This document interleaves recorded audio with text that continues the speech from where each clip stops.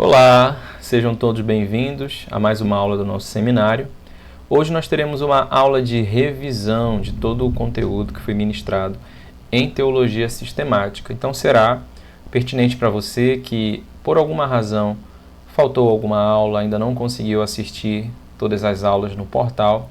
Essa será uma aula de revisão e até mesmo para você que assistiu tudo, mas deseja fixar melhor o seu conhecimento. Essa aula vai ser muito importante para a realização da sua prova, que deve seguir basicamente o mesmo modelo e padrão de questões pedidas. Esse material se encontra no anexo da aula de hoje, portanto eu vou pedir, dê um pause agora no seu vídeo, vá no material que está anexo no portal, faça o seu exercício de revisão com consulta. Nós permitimos em sala de aula e permitiremos aqui também que você consulte o seu material para realizar esse exercício. E o tempo que nós estabelecemos é de 1 hora.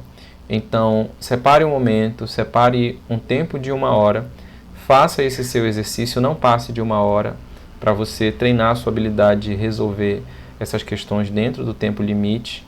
E, após isso, retorne aqui e nós iremos avaliar cada uma das questões. Então eu vou contar até 3, você vai dar pausa e vai lá procurar o seu material, tudo bem? 1, 2, 3, até mais. Muito bem, voltamos aqui para a correção do nosso exercício de fixação. São 26 ou 27 questões. Nossa, tudo isso, Delano? Sim. Lembra que é uma revisão de todo o conteúdo. Quando você faz um concurso público, você faz aí 50 questões. Para você que vai fazer o Enem ou fez, foram 90 questões. Então, é importante também termos um conteúdo relevante, ainda que o número seja grande, de questões para o nosso seminário teológico, que é algo que nós estamos nos preparando para a glória de Deus. Então, vamos desde bibliologia até escatologia. A única matéria que não está aqui nessa revisão é a matéria de missiologia, que será dada na próxima semana, na próxima quarta-feira, presencialmente, e logo estará aqui também no portal. Mas todas as demais disciplinas estão aqui nessa revisão. Bom, então vamos para a primeira questão. Qual a diferença entre revelação geral e especial? Que tal? Alguém conseguiu acertar? Bom, revelação geral é a revelação que é dada na natureza e na consciência do homem. A revelação especial é uma revelação que é dada na Escritura primordialmente. Por que primordialmente? Porque Jesus Cristo em carne e osso também é uma forma de revelação especial. Ele se revelou especialmente à humanidade. Ele é o Logos, a palavra viva. Mas veja só, a revelação geral é aquela que é dada a todos os homens. Uma revelação que é dada por meio das coisas que foram criadas. Lembra? Salmo 19 nos diz que os céus proclamam a glória de Deus, o firmamento anuncia a obra de suas mãos. Revelação especial é a revelação que é dada na Escritura, através dos evangelhos, através dos 66 livros da Bíblia, do Antigo até o Novo Testamento. Quais são as duas naturezas da Escritura? A Bíblia é um livro de dupla natureza, sendo essas as naturezas divina e humana. Por que a Bíblia é um livro de natureza humana? Porque foi escrita por homens, dentro de uma linguagem humana, dentro de um contexto humano. Por isso ela traz consigo características de cada um dos seus autores, de cada um dos seus contextos e dos seus idiomas também. Por isso é necessário o estudo para vencermos a barreira do distanciamento humano ao interpretar a Bíblia. Precisamos estudar o contexto de cada passagem. Mas ela também é um livro divino, o que a difere de todos os outros livros escritos na história da humanidade, que é um livro que traz inspiração, inerrância, suficiência. É um livro dado por Deus, pelo Espírito Santo. 2 Timóteo 3,16 diz que toda a Escritura é divinamente inspirada, apta para ensinar, para redarguir, para exortar, para instruir o homem em toda boa obra. Em que idiomas foi escrito o Antigo e o Novo Testamento, respectivamente? O Antigo Testamento em hebraico, de modo geral, e aramaico, alguns trechos, como trechos do livro do profeta Daniel, em uma porção menor. E o Novo Testamento foi escrito em grego, para ser mais específico, o grego koine, que é um grego que não é mais praticado. O grego que é falado hoje na Grécia não é o mesmo grego, ainda que seja da mesma raiz, ainda que seja do mesmo tronco linguístico, não é o mesmo grego. Existem algumas diferenciações. Qual o nome da tradução do Antigo Testamento para o grego? Vocês lembram? Bom, se a Bíblia foi escrita no Antigo Testamento em hebraico, quando ela é passada para o grego, ela é uma tradução. Essa tradução é a Septuaginta. Septuaginta. Isso é muito importante, esse nome para nós, enquanto estudantes dos textos sagrados. A Septuaginta é representada através desse símbolo, lembra? 70. Segundo a tradição, 70 rabinos se reuniram para traduzir o Antigo Testamento do hebraico para o grego. Qual o nome da tradução da Bíblia para o latim? Vulgata. Vulgata latina de Jerônimo. O teclado não está me ajudando. Jerônimo. Muito bem. Existem atualmente 2 métodos de tradução para a Bíblia Sagrada. Quais são? E aí, quem acertou? O método formal e o método dinâmico ou funcional. No método formal, esse tipo de técnica de manuscritologia privilegia uma tradução do tipo formal, ou seja, ele vai privilegiar a norma culta, e não somente a norma culta. Veja bem, a tradução do tipo funcional também vai ser escrita em norma culta, mas a formal ela vai privilegiar a gramática, como o texto foi exatamente escrito. Então, Bereshit bara Elohim, no princípio criou Deus, exatamente como está no texto bíblico. Mas você vai ter um texto mais arcaico. Podemos mencionar, por exemplo, quando Paulo diz amai-vos uns aos outros, ou saudai-vos uns aos outros, com entranháveis afetos. No texto formal, você vai ver, por exemplo, Almeida Corrigida, Almeida Fiel. O termo esplagna significa, de fato, entranhas, porque no mundo antigo entendia-se que as entranhas eram a sede dos sentimentos. Então, amai-vos uns aos outros com entranháveis afetos. E aí, a tradução do tipo dinâmica, que vai privilegiar uma tradução do tipo contextual, vai substituir a palavra entranhas por amores fraternais. E assim acontece também com outros textos. Então, não deixou de ter o sentido que tinha, mas foi usada outra palavra que faz mais sentido para o momento em que o texto está sendo traduzido.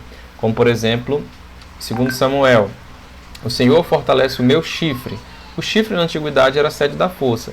Mas para uma tradução século XXI, contextual, seria mais interessante: Senhor fortalece a minha força, né? Então seria substituída a palavra por aquela que é o seu sentido dentro do contexto do momento. Então existem 2 métodos, o método formal e o método dinâmico. Eu indico inclusive o meu vídeo no YouTube do canal Teologia com Açaí, qual é a melhor tradução da Bíblia, que eu trago vários exemplos demonstrados na tela de tipos de tradução. Teontologia. Quais são as 3 verdades ou as 3 afirmações bíblicas fundamentais acerca da Trindade? Primeira, há um só Deus, ou seja, não cremos em um politeísmo, cremos em um... me faltou o nome agora. Monoteísmo. Eu ia falar monismo, não sei porquê. 2, Deus é 3 pessoas. Pai, Filho e Espírito Santo.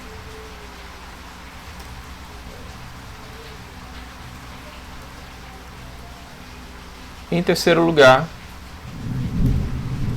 cada pessoa da Trindade é plenamente Deus. Então a primeira afirmação a respeito da Trindade é que há um só Deus. Não cremos em vários deuses, cremos em um único Deus. Ouve, ó Israel, o Senhor nosso Deus é um. É o único Senhor. Só há um Deus. Mas Deus também é três pessoas, três personalidades. Três pessoas que são distintas. O Filho não é o Pai não é o Filho, o Filho não é o Espírito Santo. O Pai é o Pai, o Filho é o Filho, o Espírito Santo é o Espírito Santo. Os três são um único Deus, que subsiste em três pessoas. Lembra do texto do batismo. O Pai falou dos céus, o Espírito Santo desceu como uma pomba e o Filho desceu às águas. Ou a grande comissão, batizando-os em nome do Pai, do Filho e do Espírito Santo. São três pessoas distintas aqui mencionadas a respeito do próprio Deus. E cada pessoa da Trindade é plenamente Deus. Significa que não basta existirem três pessoas. Cada uma delas precisa ser demonstrada biblicamente como sendo o próprio Deus, para nós crermos em uma divindade plena das três pessoas. Então o Filho é chamado de Deus, o Espírito Santo também é Deus, é chamado de Deus, e o Pai, logicamente, também é Deus. Em qual concílio histórico a Trindade foi afirmada pela primeira vez? Olha só, Concílio de Nicéia, ano 325 depois de Cristo. O Concílio de Nicéia, ele foi um concílio que foi convocado por causa da heresia do arianismo. Ário era um bispo de Alexandria, presbítero de Alexandria, que ensinava que Cristo não era da mesma essência, da mesma ousia, da mesma substância do Pai. Por causa disso, houve um grande alvoroço no Império Romano, e houve um concílio, uma reunião dos representantes de todas as igrejas do mundo conhecido, onde foi votada a posição de Ário e a posição de Alexandre, que era o bispo de Alexandria de fato. Então, Ário acabou sendo condenado como um herege porque foi verificado biblicamente que o Filho ele é da mesma essência, dignidade, poder e divindade do Pai. Ele não é inferior ao Pai, como disse Ário, como dizem também as testemunhas de Jeová ainda hoje, o arianismo perdurando. Concílio de Nicéia 325 é a primeira semente histórica, teológica, da doutrina da Trindade. Cite exemplos de atributos comunicáveis e incomunicáveis de Deus. Quem poderia citar algum exemplo de atributos comunicáveis? São aqueles que Deus compartilha, comunica conosco. Amor. Deus é amor. Misericórdia. Nós temos misericórdia porque Deus tem misericórdia. Compaixão. Justiça. Paz. O que mais?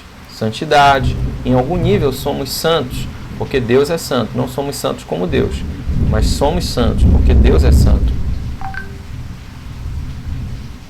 E atributos incomunicáveis são atributos essenciais, exclusivos da divindade, do Senhor. São aqueles que Ele não divide conosco. Eternidade, onisciência,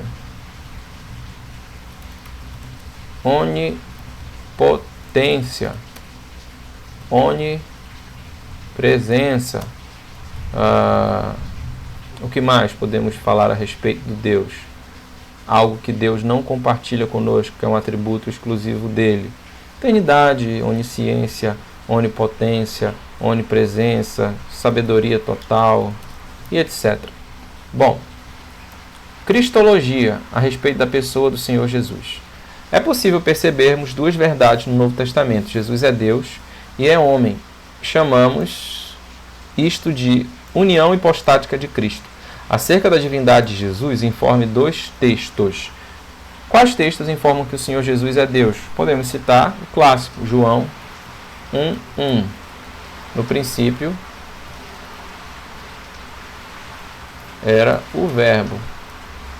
O Verbo estava com Deus e o Verbo era Deus. Então Jesus é chamado de Deus. Ou então Tito, creio que seja 2,14, vamos confirmar.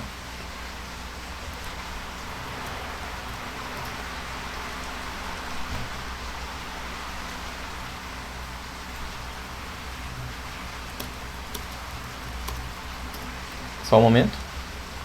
Tito 2,13. Errei um versículo. Enquanto aguardamos a bendita esperança e a gloriosa manifestação do nosso grande Deus e Salvador, Jesus Cristo. Outros textos, como Romanos, Paulo chama Jesus de Deus. Ele diz, o próprio Senhor Jesus, que antes de Abraão, eu sou, é o Yod-He-Vav-He, o tetragrama, ele é o eterno. Ele diz que ele e o Pai são um. Há inúmeras declarações acerca da divindade de Jesus no Novo Testamento. E não é uma criatura, ele é o próprio Deus. Ele é a exata expressão do seu ser, o resplandecer da glória de Deus. Qual heresia afirmava que Cristo não era Deus? Ebionismo dizia que Jesus era apenas um homem, era um homem. E qual heresia afirmava que Jesus não era homem, que ele era Deus? Docetismo. Vem de dokel, creio que seja essa palavra no grego, que significa parecer. Significa que ele parecia homem, mas não era. Docetismo era uma linha, uma raiz do gnosticismo, que dizia que tudo que é material é ruim. Já estudamos isso. Ora, se Jesus ele veio como um homem, então ele não poderia ser Deus. Não teria como ser homem e Deus na visão dos docetistas, dos gnosticistas. Por isso que Paulo diz que nele habita corporalmente toda a plenitude da divindade, porque ele era o próprio Deus encarnado. Soteriologia. Porque na obra da salvação, da expiação, era fundamental que Cristo encarnasse como homem e ao mesmo tempo fosse Deus. Por que ele precisava ser homem e Deus na obra da encarnação? Homem para ser nosso representante. Romanos diz que por um homem entrou o pecado no mundo e por um homem o pecado saiu do mundo. Ora, foram os homens que pecaram, então Cristo veio como homem, não como anjos. Por isso ele se tornou semelhante em tudo a eles, aos homens, vai dizer o autor aos Hebreus, para ser representante quanto ao sacrifício, quanto ao perdão. Então ele nos representa como homem para expurgar os pecados da humanidade. Mas somente somente Deus, poderia perdoar a humanidade e apresentar-se como sacrifício perfeito. Jonas diz que a salvação vem do Senhor. O autor aos Hebreus diz que o sangue de touros e bodes era insuficiente para perdoar pecados. O sangue de um homem qualquer também não seria suficiente para perdoar pecados. Era necessário um sangue totalmente santo, justo e puro. Por isso precisava ser o próprio Deus, oferecendo-se como sacrifício, expiação pela humanidade. Informe os 10 estágios da salvação, a Ordo Salutis. Lembra dos passos da salvação? Salvação não é um evento único, mas é um evento que ocorre em várias descrições a partir dos textos bíblicos. Podemos mencionar, em primeiro lugar, a eleição. Deus nos escolhe. Em segundo lugar, o chamado. Ele nos chama através do Evangelho. Em terceiro lugar, a conversão. Significa que nós depositamos fé e arrependimento em Cristo. Então, a regeneração, que é o novo nascimento. A justificação, que é a nossa posição legal. A adoção, a filiação, somos adotados, somos posicionados como filhos. A santificação, que é o processo de pureza, de restauração do homem. A perseverança, que é justamente o caminhar, o desenvolver da salvação, desenvolvimento, vou colocar assim, na fé. E por fim a morte, que é a transição, e a glorificação, que é o estado final da salvação. Começa na eleição, termina na glorificação. Quais são os 5 pontos do calvinismo e do arminianismo? Do calvinismo, eleição incondicional. Para o arminianismo, eleição condicional. Para o calvinismo, expiação. Não, errei. O primeiro ponto é a depravação total para ambos. Depravação total e depravação total. Significa que o homem é depravado, morto em seus delitos e pecados, nas duas posições. Pois ele é eleito com base na vontade soberana de Deus, por isso é incondicional. E no arminianismo é condicional, porque depende da vontade do homem. Em terceiro lugar, a expiação limitada. Significa que Jesus morreu somente pelos eleitos, não pelo mundo todo.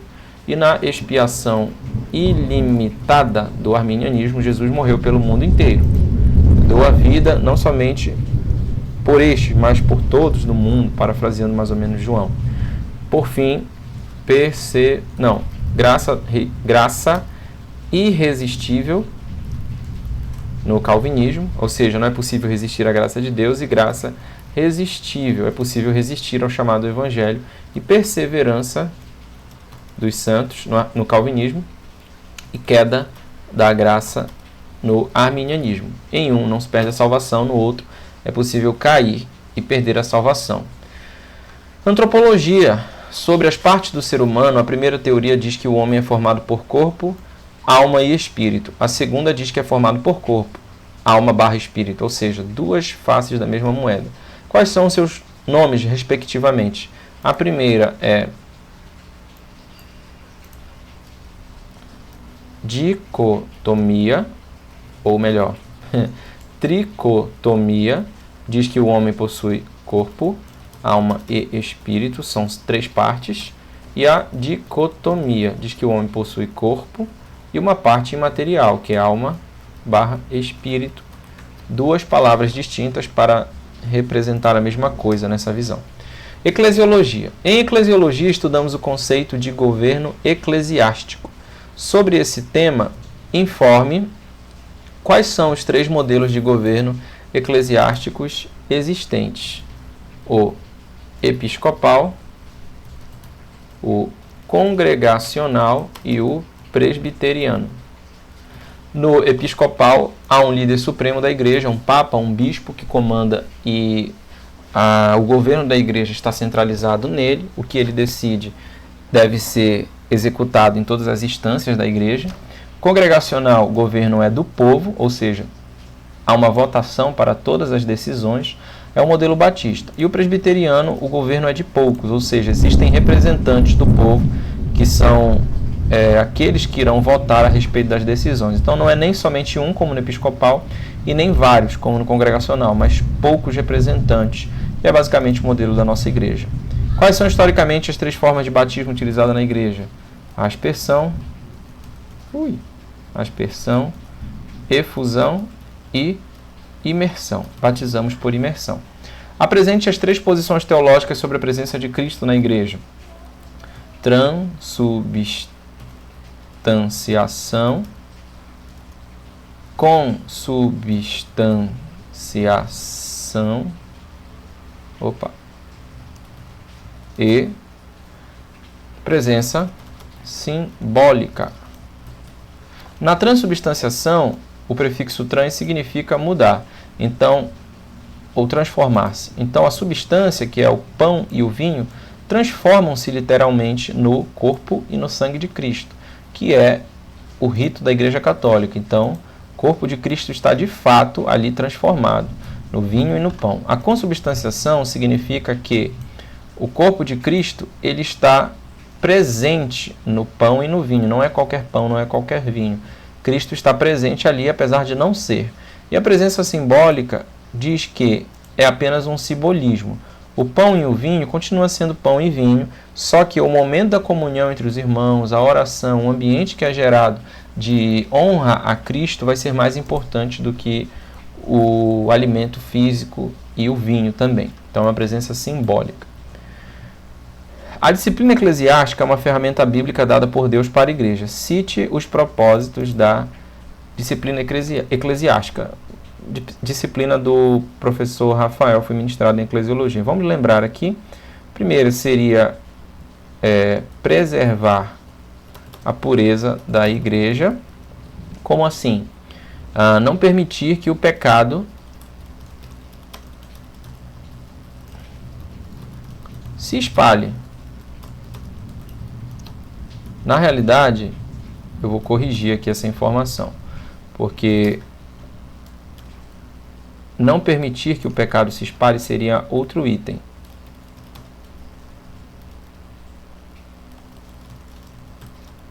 Então, preservar a pureza da igreja seria no sentido de honrar o nome de Cristo e da igreja diante do mundo. Lembra que Paulo fala aos romanos, dando um exemplo, né? Por causa de vós, por causa dos gentios, o nome de Cristo é blasfemado no mundo. Então seria uma forma de preservar a imagem, a dignidade da conduta de Cristo, da conduta da igreja e a dignidade de Cristo diante do mundo. Não permitir que o pecado se espalhe, né? Lembra um pouco de fermento, leveda a massa toda. Então, se o pecado ficar indisciplinado, ele pode acabar contaminando outros irmãos. E, por fim, restaurar a comunhão. Comunhão de quem? Do irmão que está em pecado. O objetivo não é destruí-lo, mas restaurá-lo. Lembra daqueles 3 passos que estão em Mateus 18? Mateus 18 é o texto base da disciplina eclesiástica.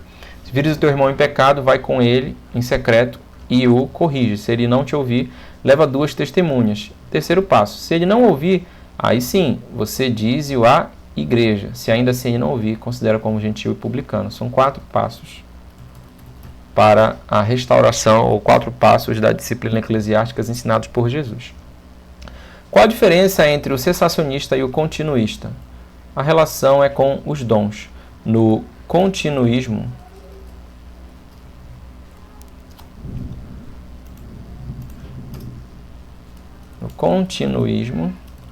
os dons continuam. No cessacionismo, os dons cessaram.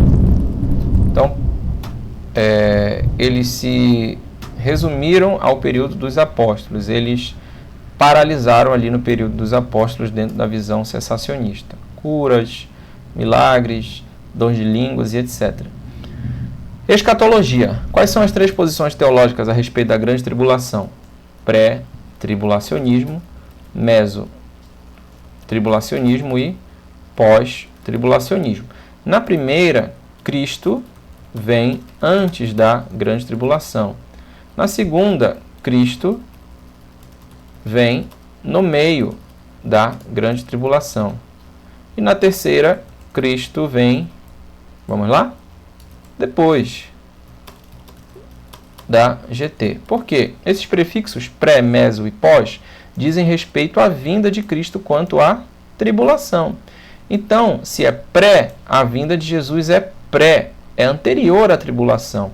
E o que é essa vinda de Jesus? O arrebatamento, é o encontro com a igreja. Então, se Jesus vem antes da tribulação, a igreja não passa pela GT, no pré-tribulacionismo. No pós, Jesus vem pós-tribulação arrebatar a igreja. Logo, a igreja passa pela GT. E no meso? No mesotribulacionismo, Jesus vem no meio da grande tribulação. A igreja passa pela primeira parte da GT. Ou seja, uns 3 anos e meio, período das 7 anos da grande tribulação, lembrando que esses 7 anos são calculados a partir de Daniel 9, as 70 semanas. Cada semana é lida a partir de semanas de anos proféticos. Então, 7 dias, dentro da leitura de anos proféticos, são 7 anos. Como são 70 semanas, são 70 vezes 7 anos, 490 anos no total. E vamos verificar, estudando o texto de Daniel, que a última semana é a semana da grande tribulação, a semana que está faltando ser completada, dentro da visão pré-tribulacionista, pós-tribulacionista e também pré-tribulacionista e também mesotribulacionista.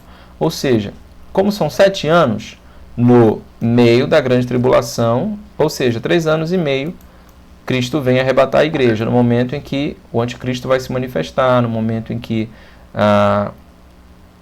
as chagas, no momento em que o cálice da ira, os flagelos de Deus vão se derramar sobre a terra, a igreja é poupada. Quais são as 3 posições? Lembrando, qual é a nossa posição? Pós. Cremos que a igreja irá passar pela grande tribulação, pois essa é a leitura mais natural do texto e é também a leitura dos pais apostólicos. Eles aguardavam uma vinda do Senhor depois da grande tribulação e aguardavam sofrimento nas mãos do anticristo e dos inimigos do Senhor. Quais são as três posições teológicas a respeito do milênio? Pré-milenismo, pós-milenismo e amilenismo. No pré-milenismo, Jesus vem, mais uma vez, pré ao milênio, ou seja, vem antes do milênio. No pós-milenismo, Jesus vem depois do milênio.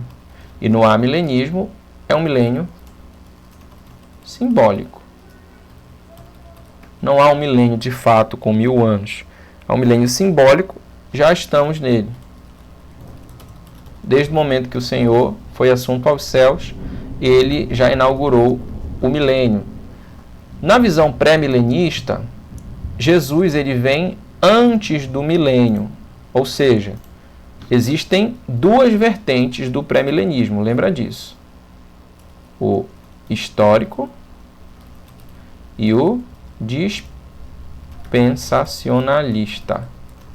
No histórico, a igreja passa pela grande tribulação e então Jesus volta e inicia-se o milênio. Isso aqui que eu estou fazendo, gente, foi muito bem explicado nas aulas, estou apenas recordando da informação, tá? No caso do pré-milenismo dispensacionalista, a igreja é arrebatada antes da grande tribulação. Jesus volta de novo no final dos 7 anos da grande tribulação e aí ele inaugura o milênio. Então, nessas duas posições, o destaque é: Jesus vem antes do milênio. O milênio sempre começa com a vinda de Jesus, por isso é pré-milenismo.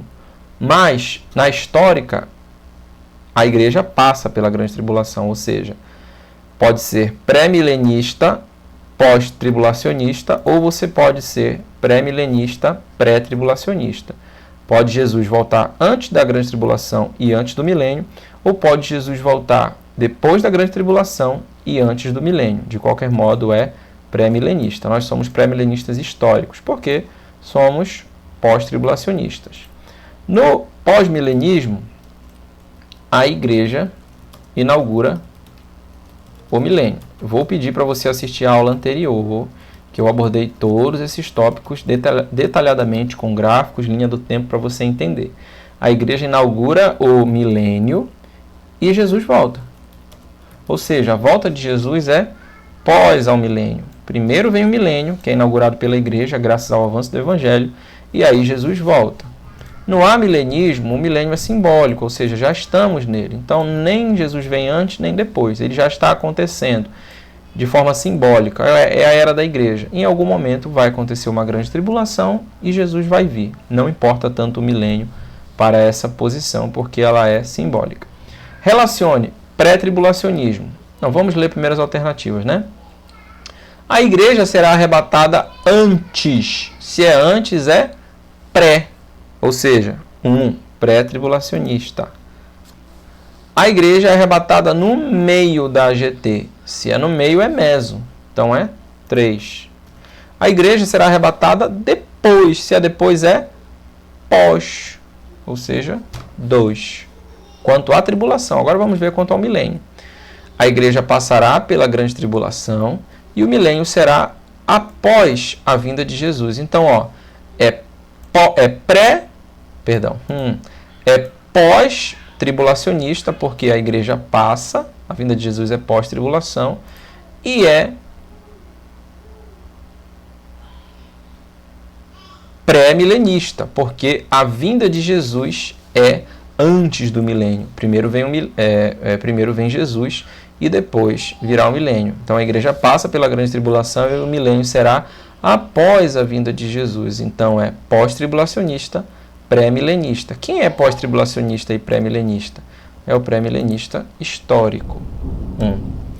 A igreja passará pela grande tribulação, ou seja, Jesus vem depois, então já é pós-tribulacionista. Porém, o milênio é simbólico, já está acontecendo, ocorrendo.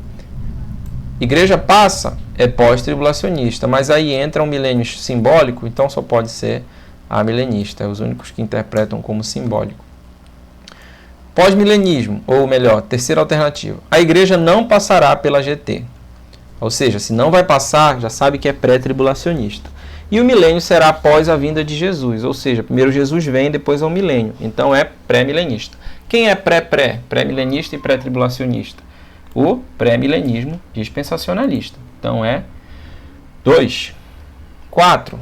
O milênio será inaugurado pela igreja, depois Jesus virá. Ou seja, primeiro o milênio, depois a vinda de Jesus.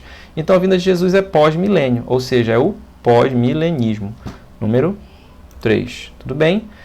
Então, esse foi o nosso exercício de revisão. Espero que tenha ajudado você a fixar mais o seu conhecimento. Assista de novo se necessário e se prepare para a prova que será dentro desses moldes. Um abraço, até a próxima aula.